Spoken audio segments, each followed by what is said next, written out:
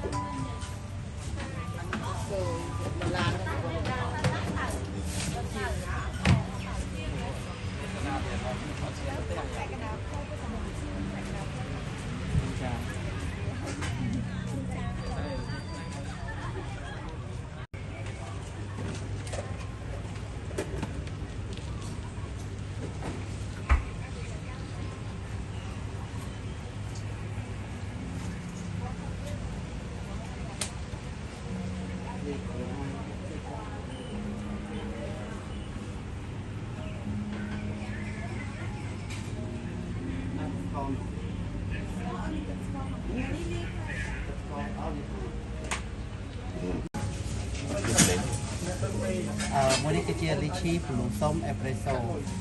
តើតង់ជាមួយនឹងផលិតផលរបស់យើងគឺធ្វើជាមួយនឹងលីឈីហើយនឹងមានខុបលីឈីជាមួយកាហ្វេអារ៉ាប៊ីកាដែលមានឈ្មោះថាកេសូបាទហើយសម្រាប់មួយនេះគឺ Fresh Orange គឺយើងញ៉ាំជាមួយកាហ្វេអារ៉ាប៊ីកាដែលមានឈ្មោះថាកេសូបន្លែហ្នឹង Premium យើងញ៉ាំជាមួយនឹងទឹកកូនស្រស់បាទជួយអាទី3បងទី3គឺ Summer Rosé គុណប្រយោជន៍គឺជារសជាតិតែក្លិនកាកាឡារសជាតិជូរអែមបាទតែញ៉ាំតជាមួយនឹងឆុបពីហ្នឹងបាទអាទី4បងទី4គឺ Lychee Violet បាទ Violet គឺពេលដែលយើងញ៉ាំគឺយើងត្រូវឆេះដើម្បីឲ្យ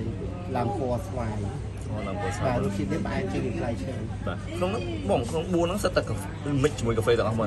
ពីខាងក្រោមហ្នឹងជាមួយធម្មតាមានកាហ្វេមានកាហ្វេលាយជាមួយនឹងដូចជាកលែនហ្នឹងមានសាច់កលែនហ្នឹងណាបាទប៉ុន្តែក្នុងការញ៉ាំគឺយើងញ៉ាំពីលើចុះ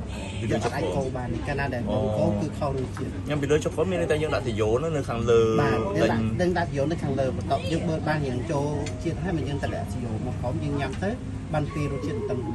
អញ្ចឹងមកណាអរគុណច្រើនបងហ្នឹងមកណាបាទនិយាយល្បីព្រមគ្នា4មុខហ្នឹងមកណាបាទដៃរបស់ហ្នឹង